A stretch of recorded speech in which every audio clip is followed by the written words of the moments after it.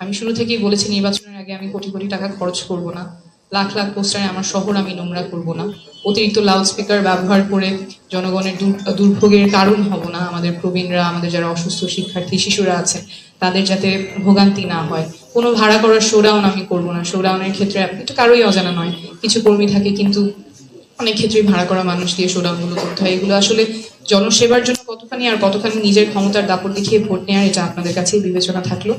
আমরা ভরসা করছি ব্যক্তিগত যোগাযোগের উপর। আমার বিশ্বাস লাখ লাখ পোস্টার কিংবা শোডাউনের চেয়ে অনেক বেশি শক্তিশালী ব্যক্তিগত সম্পর্ক এবং একটা আন্তরিক কথোপকথন। নতুন ধারার রাজনীতি নিয়ে যারা বিশ্বাস করেন, যারা আস্থা রাখেন, তারা আপনাদের প্রিয়জন 5 জনের সাথে কথা বলবেন। এলাকাবাসী যারা আছেন তারা বোঝাবেন যে নতুনভাবে রাজনীতি করা সম্ভব। এবং আমরা বিশ্বাস করি ঢাকা 9 থেকেই আমরা প্রমাণ করব অর্থ পেশি শক্তির বাইরে গিয়ে যে রাজনীতি করা সম্ভব, নির্বাচনে জিতে আসা সম্ভব, সেটা আমরা ঢাকা 9 থেকেই প্রমাণ করব।